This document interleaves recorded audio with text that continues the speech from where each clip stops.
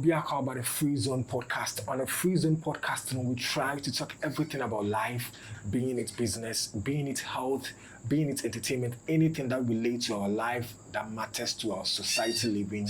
We talk about it on the Free Zone podcast. What I say is on the Free Zone podcast, our guests are well knowledge about the aspects we're going to talk about, and sometimes we bring people going through the situations that we are going to discuss. But today I have a doc here. We are going to talk about something, but I know that the next episode, we are going to bring someone going through some of the situations we are going to talk about today, so that the person shares his or her experience on the Free Zone podcast. So if you're watching us, I want to say thank you so much for being with us. Just take a seat, chill, calm down, and let's have a short conversation with things that matter to our life. I go by the name Kofi JC, and today I have a doc here. My first time sitting with a doc.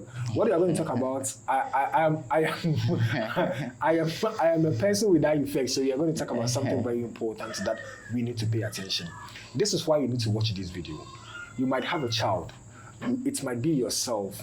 We usually hear that it's hereditary, that your parents, your mom, or mommy, or sister B, or started to share glasses until you read what's na anima or I don't know, oh Muslim maybe you be or do Muslim to I don't papa. All these things you are going to talk about. You have a little boy, a little child that you think that matter tablet and to put your madam the tablet and shine in your come no bra or better. It's something that you need to watch and learn. What are we going to talk about unless my dog briefs us in? Dog, good evening. Good evening. Bibi aboko. Nyamia bibi aboko pa. Me da se pass we nya kwan de e wo komo. Me so me da se wa ma me akonya se me ne we etie for ye medin komo kakra. Emfa ye ni ho. Wow, very. And I know say this is not going to be the last time we are going to talk about this topic. Definitely. Because it's important to our health and our life. Yeah. First of all, let me ask you, how has your week been for you? I know the stress. It's been good. Quite a bit stressful. Combining work with, I have two kids, and it's been quite stressful because sometimes you close from work, going home to think you are going to rest, and you get there and they want to keep you engaged throughout till they sleep. So, but it's part of life, and we are enjoying it as it is. Yeah. Okay. Wow. Today, being on the podcast, we are going to talk about the eye. Yeah. But so today we are going to take 30 minutes to talk about some of the important things that we need to know from the beginning. Okay. What's it's really important. So today we are going to look at effective eye care, what we can do to care, because you're an person sometimes will care for your skin. We say what to say, papa this also go for massage, then go for body massage and everything. If someone says eye care, caring for our eye, what does it mean? Okay, so thank you very much once again. And I think I've not introduced myself, so I can quickly do that. I'm Dr. Francis Redu, a clinical optometrist with Healthy Eyes Eye Care and Optical Center at Cape Coast. And when we talk about healthy eyes, caring for our eyes, we know that our eyes and then our vision is very, very important. If you want to really understand how important your eyes are, just take something and then throw it on the floor and close your eyes and try to go and pick it. And that is when you realize that the eyes that we say is the lamp of the body. Okay. Without the eyes, you see that we can be so much limited. So there is the need for us to take good care of our eyes. And when it comes to taking good care of our eyes, we have two main aspects. Okay. Number one is the general health of the eye. Okay. And then number two is the vision. Okay. How well you can see. Okay. So these two things are more or less a bit separate. Okay. So when you come to the eye clinic, we are looking at two things. Number one, how healthy your eyes are. Okay. That is where the medications, the surgeries comes in and all that. Okay. Then we move on to the vision. Sure. After the eyes is in good health, now are you able to see well? Because the ultimate function of our eyes is for us to see. Yeah. So if the eyes is in good health, then we need to make sure that it can also see well. Wow. And that is when usually the glasses, the contact lenses comes in. Okay. So just to diffuse the first myth that those who wear glasses, it means their eyes are not good. It's never like that. Okay. So wearing glasses is basically, for most people, is to help them to see better. Okay. So that is the vision aspect. Okay. So your eyes can be 100% fine, but your vision is a bit reduced. Then we give the glasses to support. Wow. Someone can have a very good vision. The person can see so well, but that person will have will be having severe eye health issues. Okay. Because someone can see so well, but the person is having glaucoma. Okay. And glaucoma is eating up the nerves at the back of the eye. So such a person, usually when you tell them to come to the clinic, they'll tell you, doctor, I can see so well, so there's no need for me to come. No, you can see well, but your eye health will not be in a good state. So these are the two things that we look out for when it comes to healthy eyes and then the well-being of our vision as well. Wow. So now I would want us to pick these two. Okay. You talked about the second one being the vision, seeing clear. Then the first one being the health of the eye. Exactly. Let's take a random person. You meet me. I come to your facility. Okay. What are the things, not even coming to your facility, what are the things that I personally need to know to assess myself and understand that these are the things that are happening that I need to go check the health of my eye? Because as you said, there are some people on the street, normal people living, they feel like, they can go about, so they are okay, so they feel like the health of their eye is in good condition. What are the things you need to know? Okay, so when it comes to the health of the eyes, there are two things involved. The first one is there are some things that will give you some symptoms that will prompt you that there's something wrong going on. So some of the things can be pains in the eye. Your eyes can become reddish. You can be experiencing frequent headaches as well. You can also be having persistent itching of the eyes, and then sometimes too you will see some flashes of light. And then sometimes too you see as if there's something moving in your vision. Baby white and I say baby but say baby so that when you so once you experience some of these things, it is prompting you that there's something going on. And also say you are not able to see well at far unless the person gets very close before you can see. It is also a symptom that there's something going on. And sometimes too, when you want to read, you have to move your hands further away from you just to make it clear, because when it gets closer, it gets clamped together. So these are some of the symptoms that as soon as you start experiencing these ones, there's the need to go to the clinic. And the other arm of it is the asymptomatic ones. That is the ones that doesn't give any symptoms. And they are even the most dangerous ones. Because those ones, you won't feel any pain in your eye. Your vision will be fine. You'll be very okay. But there's something devastating going on in your eye, especially glaucoma, which is the silent thief of sight.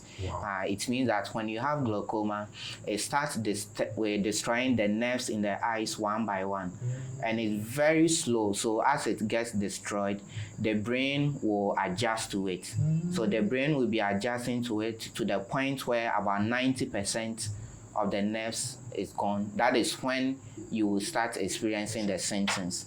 And when you come to the clinic at that stage, we can't do much because every nerve that gets damaged cannot be restored. There's no surgery, there's no medication that can bring it back. And then another condition like diabetic retinopathy, especially those who are diabetics, at the early stages, when you develop diabetes and then you are not able to control the sugar, it destroys the integrity of the blood vessels in our eyes. So with time, it starts leaking. So blood will start leaking into the eye, covering some of the tissues that helps with our vision. So if you don't come to the clinic, you will notice it. So the blood leakage becomes so much that now it is covering most of the cells to manifest in your vision. And by that time, it will be getting too late. We'll have to do so many procedures on the eyes.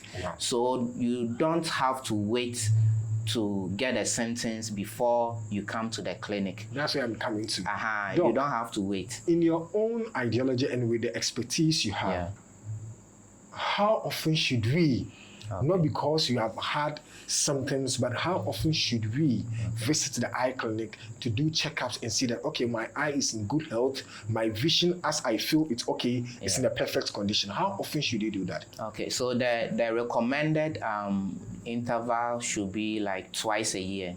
Okay. So every 6 months, you visit an eye clinic for a routine assessment. And not just an eye clinic, you go to a good place. Because there are some places, they are more or less giving out glasses. But not doing the health aspect of it. So you need to go to a place where, aside the vision, they will also examine the eyeball itself. Because I've seen patients who were using glasses, but they've developed almost close to end-stage glaucoma. Then I asked myself, so these people, when they went to the clinic, did they examine their eyes, or because they went that they cannot read, so they do the test for the glasses go away? No. So if you go to the clinic and they just examine the eye, get you the vision side, without using other instruments to examine your eyes, you need to advise yourself. So don't just go in for glasses. You make sure that we examine the eyes. So at least twice a year. Into there twice, I diama will cry there once to be there. At least it is fine.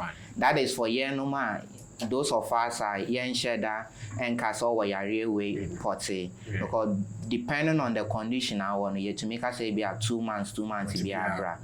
But the average person I yen shedder and diagnose at least twice. But I wears a crowd there once a year is the ideal for us. Wow. So now we know how important the eye is. We also know some of the challenges, the health issues with the eye. That's the health of the eye and also the vision of the eye. These are the main two things. Doc, how do we see as individuals the eye? How does it enable us to see? So when it comes to the eye, it is something that we doctors, we even get marveled with, looking at the processes that leads to our vision.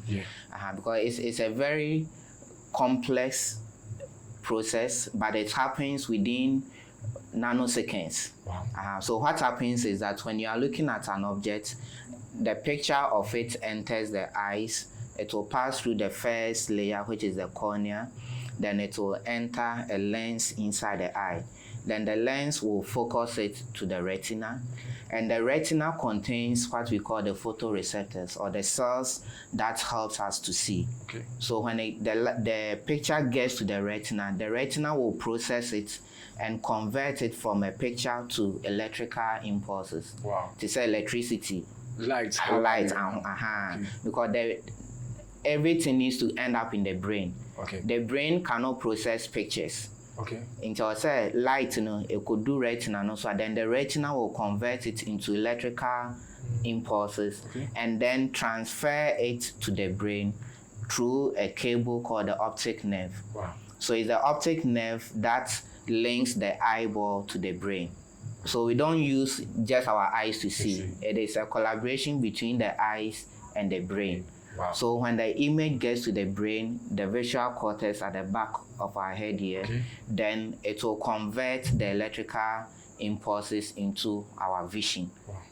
So that is what happens. So for us to see well, it means number one, the eyeball needs to be healthy, needs to be transparent so that light can easily pass through.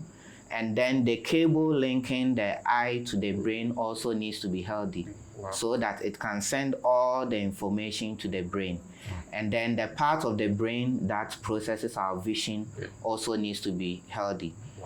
So usually, sometimes someone can even have a brain tumor. The person will come to the eye clinic that, doctor, I cannot see well in my left eye or my right eye. You examine and then you realize that the eyeball itself is very fine. Then what you need to do is to do some further testing. So we can order for a CT scan. And the results will come and you realize there's a tumor in the brain that is compressing the cable that links the eye to the brain. Okay. And that is why that eye is not seeing well. Wow. So that is why we say the eye is the window to the body. So as doctors, when we are examining patient, we don't just look at the eye. We are also looking at the pathway from the eye all the way to the brain. Wow. So if we don't see anything wrong with the eye, then we go further to the next step, just to be able to unravel what is actually causing that reduced vision or issue with the eye. Wow. Doc, as I came imagine that baby. Yes, I know. Your mom make a day. Any breed that goes mythical because Nina Crusher Hall, so all these things, my metas there. It's really true there. Doctor, the madam or you know so one, but no so on your brain, the visual cortex on this side of the head. Okay. And it's surprising that if he say but so sometimes I ask myself, how did they know that if we hit here much a bit me affect your vision? Probably maybe by experience and but it all goes to tell the fact that before Western education came, our people were knowledgeable. They had that insight.